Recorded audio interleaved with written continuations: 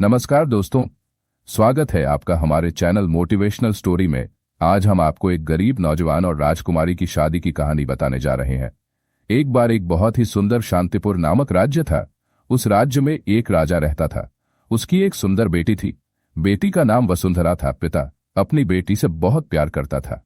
जब उसकी बेटी विवाह योग्य हो गई तो उसने दूसरे राजाओं से रिश्ते लाने शुरू कर दिए। वह अपनी बेटी की शादी करना चाहता था। वह उसकी शादी करने के लिए लड़के भी ढूंढ रहा था, लेकिन अभी तक उसे अपनी बेटी के योग्य कोई नहीं मिला था। एक दिन उस गांव में एक गरीब नौजवान आया जिसकी उम्र लगभग 32 वर्ष थी। उसने राजा से कहा, अपनी बेटी का विवाह मुझसे कर दीजिए। यह सुनकर राजा को बहुत गुस्सा आया। उसने कहा, तुम्हारी हिम्मत कैसे हुई? तुम इतने गरीब हो कि मेरी बेटी के बारे में सोचते हो। गरीब नौजवान ने कहा, मेरी बात समझने की कोशिश करो। मैं तुम्हारी बेटी से शादी करना चाहता हूं, लेकिन इसके पीछे एक बहुत बड़ा कारण है। लेकिन राजा ने कहा कि यह बात नहीं सुनना चाहता। राजा ने तुरंत सिपाहियों से कहा कि इसे ले जाकर जेल की कोठरी में डाल दो। उस गरीब नौजवान को जेल की कोठरी में कोड़े मारे जा रहे थे। राजकुमारी जब नगर में पहुंची तो उसने अपने पिता से पूछा, आप यह क्या कर रहे हैं? एक गरीब व्यक्ति के साथ ऐसा करना अच्छी बात नहीं है। उन्होंने कहा, आप बीच में मत पड़िए। वह राजकुमारी गरीबों का बहुत सम्मान करती थी और बड़ी दयालु थी। उसने कहा, चाहे कुछ भी हो जाए, मुझे यह पसंद नहीं है कि इस देश का राजा एक गरीब व्यक्ति पर इस तरह जुल्म करे। राजा ने कहा, मैं तुम्हारी बात मानता हूं, अब तुम यहां से चले जाओ। वह वहां से चली गई थी, लेकिन राजकुमारी को यह नहीं पता था कि वह उसकी शादी के बारे में सोच रहे हैं। राजकुमारी को इस बात का पता चला गया कि यह गरीब नौजवान मेरे लिए शादी का संदेशा लेकर आया है। राजा ने गुस्से में सिपाहियों से कहा, मैंने आदेश दिया था कि मेरी बेटी को इस बारे में पता नहीं चलना चाहिए, क्योंकि वह बहुत जिद्दी है और वह जो भी फैसला लेती है काम पूरा करके ही छोड़ती है। अब जब राजा को पता चला कि मेरी बेटी को सच्चाई पता चल गई है, वह क्रोधित हो गया। उसने आकर कहा कि इस गरीब ने मेरी इकलौती बेटी, मेरी प्यारी बेटी से विवाह करने की बात कैसे सोची। बेटी बहुत समझदार थी और उस समय अपने पिता के सामने चुप रही, लेकिन उसने अपने दिल में सोचा कि अगर वह गरीब नौजवान मुझसे विवाह करना चाहता है तो उसकी पीठ पीछे कुछ न कुछ जरूर होगा। वह उसी गरीब नौजवान से मिलने जेल में गई और गरीब नौजवान से पूछा कि तुम मुझसे विवाह क्यों करना चाहते हो? उसने कहा कि जब तुम मुझसे विवाह करोगी तब तुम्हें स्वयं पता चल जाएगा मैंने विवाह क्यों किया। उसने कहा, ठीक है, मैं तुमसे विवाह करने के लिए तैयार हूं। यह खबर पूरे राज्य में जंगल की आग की तरह फैल रही थी। लोग तरह तरह की बातें कर रहे थे कि राजकुमारी उस गरीब नौजवान से विवाह करना चाहती थी और वह खुद इस बात के लिए सहमत थी। जब राजा ने अपनी बेटी को समझाने की कोशिश की तो राजकुमारी कहा, आपने मुझे बड़े प्यार से पाला है और आप चाहते हैं कि आपकी बेटी खुश रहे, तो मैं तभी खुश रह सकती हूं जब मैं इस गरीब नौजवान से शादी करूंगी। पिताश्री, मुझे यकीन है कि इस शादी के पीछे कोई बड़ा कारण जरूर होगा और कुछ अच्छा ही होगा। उसकी इकलौती राजकुमारी की शादी एक गरीब से होनी थी। राजा अपनी बेटी की जिद से बहुत परेशान था कि वो अपनी बेटी की शादी गरीब से कैसे करवाए। उसने कहा कि अगर मैं शादी करूंगी तो उसी से करूंगी। मैंने उसकी आंखों में वो सच्चाई देखी जो मैंने आज तक किसी की आंखों में नहीं देखी। अपनी बेटी के कहने पर आखिरकार राजा को मानना पड़ा और उसने खुद पूरी राज्य में इसका ऐलान करवा दिया, हमारी बेटी की शादी हो रही है। लेकिन ये शादी बहुत साधारण होगी, सिर्फ शादी होगी, और आज के बाद मेरी बेटी महल में नहीं रहेगी बल्कि उसकी झोपड़ी में जाएगी और जिससे शादी कर रही है उसके साथ रहेगी। राजा बहुत क्रोधित हुआ, क्योंकि वो नहीं चाहता था कि उसकी बेटी की शादी उस गरीब नौजवान से हो। वो अपनी मर्जी से काम कर रही थी, इसलिए वो अपनी बेटी को ये सजा देना चाहता था कि जब राजकुमारी को अपना सब कुछ और सारे सुख सुविधाएं छोड़कर उस भिखारी के साथ झोपड़ी में रहना पड़ेगा तो उसे पता चलेगा। आखिर एक राजकुमारी के लिए इससे बड़ी सजा और क्या हो सकती है। राजा का आदेश लोगों के लिए बड़ा अजीब था, लेकिन सबसे हैरान करने वाली बात यह थी कि राजकुमारी बोली, जब मेरी शादी होगी तो मैं भी वहीं रहूंगी जहां मेरा पति रहेगा। बहरहाल राजा के आदेश पर विवाह संपन्न हुआ। राजकुमारी गरीब नौजवान के साथ चली गई। गरीब का घर एक पेड़ के नीचे एक छोटी सी झोपड़ी मात्र था। गरीब नौजवान वहां पहुंचा और राजकुमारी से बोला, यह मेरा छोटा सा घर है, अब तुम्हें यहीं रहना होगा। तुमने बिना कारण जाने मुझसे विवाह कर लिया, तुमने बहुत अच्छा सोचा। प्रभु, इसके लिए मैं आपका बहुत बहुत धन्यवाद करता हूं, लेकिन मेरे पास ऐसा कुछ नहीं है। मैं दिन भर भूखी रहता हूं और रात को प्रार्थना करता हूं। जब भी मुझे कहीं से भोजन मिल जाता है, क्या मैं खा लेता हूं। आप भी इसी हालत में मेरे साथ रहोगी। राजकुमारी ने कहा कि यदि मैंने आपसे विवाह किया है तो इसका अर्थ है कि मुझे उसी हालत में रहना होगा जैसे आप मुझे रखते हैं। गरीब ने कहा कि मैंने आपसे विवाह किया है, इसके पीछे दो बड़े रहस्य हैं। लेकिन आपने मुझसे विवाह क्यों किया? उसने कहा कि मैंने ईश्वर के दरबार में प्रार्थना की थी कि यदि मेरे जीवन में कोई नेक इंसान आएगा तो मैं उसे अपना पति स्वीकार करूंगी, चाहे वह किसी राज्य का राजकुमार हो या कोई गरीब। मैंने आपकी आंखों में एक प्रकार की सच्चाई देखी है जो और किसी में नहीं देखी, इसीलिए मैं यहाँ आई। मैं अपनी आंखों से अपनी दुआ कबूल होते देख रही थी और मैंने तुमसे शादी करने के लिए हामी भर दी। इसीलिए आज मेरे पिता भी मुझसे नाराज है, लेकिन मैंने ईश्वर को साक्षी मानकर इस रिश्ते को स्वीकार किया। फिर जो भी होगा देखा जाएगा, लेकिन मैं तुम्हारे साथ रहना चाहूंगी। वह राजकुमारी सब्र रखने वाली थी। गरीब नौजवान ऐसी पत्नी पाकर बहुत खुश हुआ और दोनों दिन भर भूखे रहकर रात भर ईश्वर की भक्ति करते रहे, बिना किसी मकसद के। राजकुमारी इस बात को अच्छी तरह समझ चुकी थी। उसने राजमहल छोड़ दिया था और शाही जीवन शैली को त्याग कर एक गरीब का जीवन अपना लिया था। वह गरीब नौजवान अपनी पत्नी को अपने साथ खुश देखकर भगवान का बहुत शुक्रिया अदा कर रहा था। हमेशा उसके लिए प्रार्थना करता हुआ एक दिन गरीब किसी काम से जंगल से बाहर गया। वहां एक अनजान आदमी राजकुमारी से मिलने आया। वह वास्तव में उसके पिता द्वारा भेजा गया एक नौकर था। उसने कहा कि आपके पिता आपको बहुत याद करते हैं और कहते हैं कि हमारी राजकुमारी खुश है या नहीं, उस गरीब की क्या हालत है। यह सुनकर राजकुमारी का दिल भर आया और नौकर ने कहा, आपके पिता ने कहा है कि हमारी बेटी से कहो कि अगर वह वापस महल में आना चाहती है तो आ सकती है। अगर वह चाहे तो हम उसे वापस महल में बुला लेंगे और हम यह रिश्ता भी खत्म कर देंगे। राजकुमारी ने कहा, ऐसा लगता है कि मेरे पिता ने मुझे नहीं पहचाना और मैं अपने पति से बहुत खुश हूं। उस सेवक ने कहा कि आपके पिता ने आपके लिए एक बहुत बड़ा मोती भेजा है। राजकुमारी बोली, हमें यह नहीं चाहिए। उस सेवक ने जिद करके मोती वहीं रख दिया और चला गया। जब गरीब शाम को अपने काम से वापस आया तो उसने मोती को अपने सामने देखा। और यह तुम्हें किसने दिया? उसने तुम्हें पूरी कहानी बताई। उसने कहा, अगर तुम मुझसे खुश नहीं हो, अगर तुम अपने माता पिता के पास जाना चाहती हो तो तुम जा सकती हो। मुझे तुमसे कोई शिकायत नहीं होगी। मैं तुम्हारी बात से राजी हूं। राजकुमारी ने कहा, मैं बहुत खुश हूं और मुझे किसी चीज की कमी नहीं है। मुझे सब कुछ मिल गया है। मुझे नहीं पता कि तुम्हें क्या चाहिए। बस ईश्वर के लिए मैं यहां तुम्हारे साथ खुश हूं। और जहां तक इस मोती का सवाल है तो मैं इस मोती को नहीं रखना चाहती। उस सेवक ने इसे जबरदस्ती मेरे पास रख लिया था और चला गया। मुझे कुछ नहीं चाहिए, बस इतना। कहते ही मोती वहां से गायब हो गया। यह देखकर गरीब मुस्कुराया। राजकुमारी से बोला, तुम एक नेक औरत हो। हाँ, यह मोती है। उसी जगह वापस चली गई जहां से आई थी।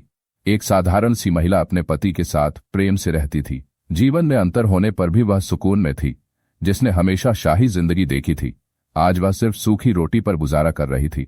यह बहुत बड़ी बात है। बड़ी बात यह थी कि कभी कभी सूखी रोटी भी खाने को नहीं मिलती थी। एक रात गरीब ईश्वर भक्ति में लीन थी। उसने किसी के आने की आहट सुनी। एक आदमी सिर पर बड़ी सी थाली उठाए आ रहा था। उसने कहा, उस राजा ने यह खाना अपनी बेटी के लिए भेजा है और वह कहाँ है? मेरी बेटी से कहो कि उसके पिता अभी जिंदा है और उसे सब कुछ दे सकते हैं। यह सुनकर राजकुमारी ने कहा, मेरी कोई इच्छा नहीं है, मुझे कोई जरूरत नहीं है। मैं सिर्फ अपने ईश्वर से मांगती हूं, यह खाना लेकर वापस जाओ। जिसने यह खाना भेजा है उसे जाकर दे दो। मैं वही खाऊंगी जो ईश्वर मुझे खिलाएगा। राजकुमारी ने क्रोधित होकर कहा कि मैं यह भोजन नहीं खाऊंगी। मैं ईश्वर की फैसले को नष्ट करने वाली नहीं हूं। राजकुमारी की यह बात सुनकर गरीब नौजवान की आंखें चमक उठीं। आंसू छलक आए और उसने ईश्वर को याद करके दुआ मांगी कि हे ईश्वर, वह मेरी वजह से दुखी है और ऐसा जीवन जी रही है। उसने कभी उफ भी नहीं कहा, लेकिन आज आप मेरी पत्नी के लिए आसमान से ऐसा भोजन उतारें जिसे कभी किसी ने नहीं खाया होगा। गरीब नौजवान भगवान भोलेनाथ का परम भक्त था और भगवान शिव जी ने उसकी प्रार्थना को स्वीकार किया। गरीब की दुआ सुनी गई। आसमान से चांदी की थालियां उतरती दिखाई दी जिनमें भोजन रखा हुआ था। यह दृश्य देखकर राजा के सेवक के होश उड़ गए। वह अपने भोजन की थाली लेकर महल में लौट आया। अब राजकुमारी ने अपने पति के साथ मिलकर वह खाना खाया। आज उसने अपनी शादी के बाद पहली बार भरपेट भोजन किया था। उसने इसके लिए ईश्वर का शुक्रिया अदा किया। जब सेवक महल में लौटा तो उसने राजा से कहा, अब आप अपनी बेटी की बिल्कुल भी चिंता न करें। उसके लिए आसमान से चांदी के बर्तन उतारे जा रहे हैं।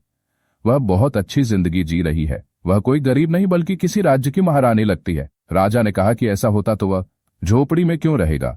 अपने सेवक की बातें सुनकर राजा के कान खड़े हो गए, परंतु वह उसके सामने कुछ नहीं बोला। उसने कहा, मैं भी जाकर देखूंगा कि मेरी बेटी के लिए भोजन कहां से आता है। एक दिन वह छिपकर भेष बदलकर अपनी बेटी के घर पहुंचा और गरीब की झोपड़ी के पास पहुंचा। और उस दिन गरीब ने फिर भगवान भोलेनाथ के दरबार में प्रार्थना की। राजा ने स्वयं अपनी आंखों से देखा कि आसमान से एक थाली नीचे आ रही है और उसमें ऐसा भोजन है जिसे आज तक किसी ने नहीं खाया था। राजा के राजमहल में भी ऐसा भोजन कभी नहीं पकाया था। ये सब देखकर उसका खून खौलने लगा। वह अपने महल में वापस आया और दाएं बाएं घूमने लगा। उसने कहा कि मुझे लगता है कि यह गरीब नौजवान बहुत बड़ा जादूगर है, इसीलिए भोजन इतना स्वादिष्ट है। उसने अपने खास आदमी से कहा कि इस जादूगर को खत्म करना होगा। वह जादूगर हमारी बेटी को हमसे छीन कर ले गया है। सिपाही ने कहा, हाँ, मैं एक जादूगर को जानता हूं जो उससे लड़ सकता है। उसके जादू के आगे किसी का जादू नहीं चलता, उसके सामने सब फेल हो जाते हैं। राजा ने कहा, ठीक है, उस जादूगर को तुरंत मेरे पास भेजो, उसे बुलाओ और लेकर आओ। जब जादूगर आया तो उसको सारी बातें बताई गई और कहा वो गरीब मेरी बेटी को अपने साथ ले गया है और जादू करके वो उसे रोज खाना खिला रहा है। ऐसा ही चलता रहा तो राजकुमारी उसका गुणगान करेगी। मुझे बस मेरी बेटी वापस चाहिए। किसी कीमत पर जादूगर ने अपना अभिनय शुरू कर दिया। कुछ दिन अभिनय करने के बाद उसे पता चल गया कि वो जादूगर नहीं बल्कि ईश्वर का नेक बंदा है। उससे मुकाबला करना इतना आसान नहीं है। जादूगर सीधा राजा के पास आया और बोला कि मैं उससे मुकाबला नहीं कर सकता, क्योंकि अगर मैं उसके सामने खड़ा हो गया तो मुझे बहुत बड़ा नुकसान होगा। राजा बहुत गुस्से में बोल रहा था, क्योंकि अब तक तो वो बर्दाश्त कर रहा था। आज तक उसने अपनी बेटी की हर जिद पूरी की थी। अब जब उसने देखा कि ये जादूगर मानने को तैयार ही नहीं है, तो उसने जादूगर से कहा कि अगर तुम खुद मेरी बेटी को वापस लाने के लिए अनुष्ठान नहीं कर सकते तो मैं खुद अपनी बेटी को वापस लाने के लिए अनुष्ठान करूंगा। क्या तुम मुझे यह कर्मकांड सिखा सकते हो? जादूगर ने कहा कि तुम्हें नहीं पता कि तुम्हारा राज्य पलट जाएगा। उसने कहा कि उसे किसी भी कीमत पर अपनी बेटी वापस चाहिए। अब राजा के कहने पर जादूगर ने उसे वह कर्म सिखाना शुरू किया। इधर उसकी बेटी ईश्वर का नाम ले रही थी। झोपड़ी की चटाई पर सोकर उसे जो शांति मिल रही थी, वह शांति उसे महल के नरम गद्दे पर कभी नहीं मिली थी। लेकिन उसका पिता जादू टोना में लगा हुआ था, क्योंकि उसे गरीब नौजवान को किसी भी कीमत पर हराना था। उसे अपनी बेटी को किसी भी कीमत पर वापस लाना था। अब राजा ने जादूगर से वह क्रिया पूरी तरह सीख ली। उसने जादूगर के कपड़े पहने, एक जगह बैठ गया, घेरा बनाया और मंत्र पढ़ना शुरू कर दिया। उस मंत्र में वह ऐसी शक्ति मान रहा था जिसकी मदद से वह गरीब को खत्म करना चाहता था। लेकिन उस गरीब नौजवान को समझ आ गया था कि जिस पवित्र ईश्वर से वह प्रार्थना कर रहा है, उसकी शक्ति के आगे कोई शक्ति नहीं टिक सकती। वह कह रहा था कि कोई उसके साथ छेड़छाड़ कर रहा है, और उसने पवित्र पुस्तक खोली और उसकी खोज शुरू कर दी। अब राजा ने एक विशेष मंत्र पढ़ना शुरू किया। जब उसने मंत्र पढ़ा तो वहां एक जंगली भेड़िया प्रकट हो गया। राजा ने कहा, जाओ और जंगल में बैठे गरीब को फाड़ दो और मेरी बेटी को मेरे पास वापस लाओ। राजा के आदेश पर भेड़िया जंगल की ओर भाग गया, लेकिन यहाँ गरीब ईश्वर का बंदा था। वह सुंदर आवाज में गीता पढ़ रहा था। जब भेड़िया गरीब के पास पहुंचा, राजा की हालत बिगड़ती जा रही थी। जादूगर ने उसे पहले ही बता दिया था कि अगर जादू अटक गया और कुछ गड़बड़ हो गई तो तुम्हारे साथ वो सब होगा जिसकी तुम कभी कल्पना भी नहीं कर सकते। तुम जानवर बन जाओगे। गरीब नौजवान ने उस भेड़िया की तरफ देखा और ईश्वर को याद किया। भेड़िया जो गरीब नौजवान पर हमला करने आया था वहां से गायब हो गया। गरीब नौजवान ने राजकुमारी की तरफ देखा और कहा, मुझे माफ कर दो, मैंने तुम्हारे साथ अच्छा नहीं किया। राजकुमारी कहने लगी कि तुमने यह क्या किया?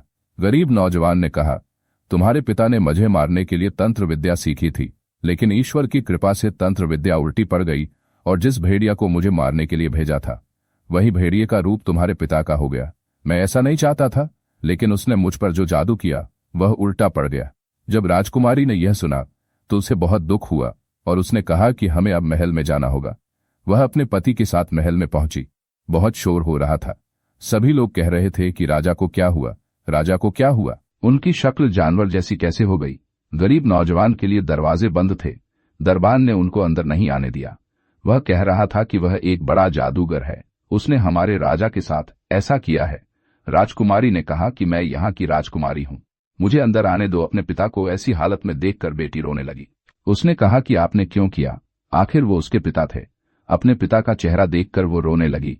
उसने कहा, आप मेरे पति को क्यों मारना चाहते थे? राजा ने कहा, मैं तुमसे बहुत प्यार करता हूँ और मैं तुम्हारी शादी किसी अधिक धन संपत्ति वाले राज्य में करना चाहता था, जहां का राजा धन धान्य से परिपूर्ण हो, ना कि कोई गरीब। दरअसल मैं तुम्हारी शादी किसी गरीब से नहीं करना चाहता था, बल्कि मैं तुम्हें एक ऐसे राज्य की राजकुमारी बनाना चाहता था जिसके पास बहुत बड़ी संपत्ति हो, उसका विशाल राज्य हो, और मैं तुम्हारी शादी वहां के राजा से करने के बाद उस राज्य पर अधिकार जमा लूं और अपने राज्य का क्षेत्र बढ़ा दूं। लेकिन नियति को कुछ और मंजूर था, और कुछ देर बाद गरीब नौजवान का चेहरा बदल गया और उसका शरीर एक राजकुमार के रूप में बदल गया। यह देखकर राजकुमारी अचंभित हो गई, क्योंकि वह एक बहुत बड़े साम्राज्य का राजकुमार था। राजकुमार ने अपना परिचय देते हुए बताया कि मैं एक बहुत बड़े साम्राज्य का राजकुमार हूं और मुझे अपने जीवन की राजकुमारी ऐसी सरल स्वभाव और नेक दिल की तलाश थी। उसे एक साधारण जीवन जीने वाली राजकुमारी, जो सत्य की राह पर चले और जिसका स्वभाव बिल्कुल सरल हो, वह ऐसी राजकुमारी की तलाश में था। आखिरकार उसे अपनी जीवन साथी राजकुमारी मिल चुकी थी और वह राजकुमार भगवान भोलेनाथ का परम भक्त भी था। फिर उसने भोलेनाथ से प्रार्थना करके उसके पिता का शरीर पहले जैसा बना दिया। राजा ने हाथ जोड़कर माफी मांगी और अपनी गलती पर पश्चाताप किया, और राजकुमार राजा से बोला कि लालच एक बहुत बुरी बला है जिसके कारण आपकी ये हालत हुई। राजा ने अपनी गलती को स्वीकारते हुए राजकुमार से माफी मांगी और जीवन में कभी भी ऐसा न करने का प्रण लिया। उसके बाद राजकुमारी राजकुमार के साथ अपने साम्राज्य को खुशी खुशी चली गई। तो दोस्तों, आज की कहानी यहीं खत्म होती है। कल फिर मिलते हैं एक नई कहानी के साथ। कहानी कैसी लगी कमेंट बॉक्स में जरूर बताएं। वीडियो को लाइक और शेयर जरूर करें। चैनल पर पहली बार आए हैं तो चैनल को सब्सक्राइब जरूर करें। नमस्कार।